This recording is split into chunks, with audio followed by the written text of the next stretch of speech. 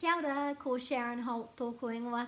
I thought I'd tell you a few ideas that I have for making the most of our book about pets, Taku Mōkai, because this book has got lots of different little pets in it and children can really relate to pets. I just really encourage you to take these sentence structures here, he manu taku mōkai, my pet is a bird, ko Ruby tana ingoa, her name is Ruby, and use that as an idea for children, bringing their pet picture in and doing that sentence structure, and maybe getting up and introducing it and learning how to use those words from their books or paper and speak them as well. So that's one idea. And another idea is to think about our nephew Cameron in the back here.